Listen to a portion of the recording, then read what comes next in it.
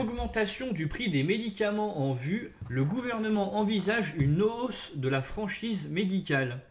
L'achat de vos médicaments pourrait prochainement peser davantage sur votre portefeuille. Le gouvernement envisage l'augmentation de la franchise médicale, c'est-à-dire la somme que nous déboursons pour chaque boîte de médicaments achetés, actuellement fixée à 50 centimes. Cette franchise médicale pourrait bientôt augmenter. Le passage à la pharmacie ou chez le médecin pourrait donc engendrer des frais supplémentaires. En effet, le gouvernement réfléchit à l'augmentation de cette franchise médicale peu connue du grand public, qui s'applique également à chaque acte paramédical, qu'il s'agisse d'une consultation avec un infirmier, un kinésithérapeute ou un orthophoniste par exemple. Cette possible hausse du coût des médicaments ne préoccupe pas outre mesure Claudine.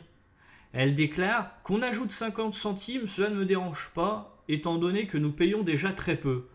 En revanche, cette perspective inquiète Francine, qui suit plusieurs traitements au quotidien. Elle regrette. Je prends 5 médicaments par jour, donc cela finit par représenter une somme conséquente.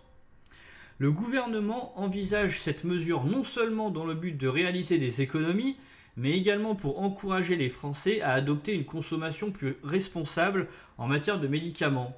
Compte tenu du fait que le remboursement des médicaments a augmenté de 7,5% depuis le début de l'année.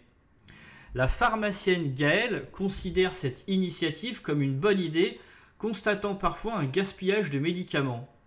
Elle explique « Cela pourrait déjà réduire les pénuries.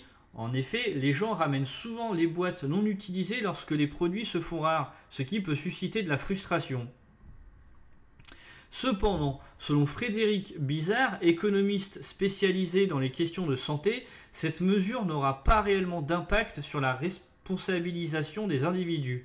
Il précise « C'est une mesure efficace d'un point de vue budgétaire. Cependant, elle ne relève pas d'une démarche visant à encourager la responsabilisation, mais plutôt à imposer une taxe. C'est ainsi que les Français la perçoivent. Cette mesure n'a pas de sens dans le domaine de la politique de santé. Elle n'a de sens que du point de vue budgétaire. Selon Les Échos, cette initiative permettrait à l'État de réaliser des économies de l'ordre de 1,5 milliard d'euros. C'est énorme. Merci d'avoir suivi cette vidéo, n'hésitez pas à la commenter, à partager, à liker, à vous abonner à la chaîne, à regarder d'autres vidéos. Moi je vous souhaite une bonne journée, à la prochaine.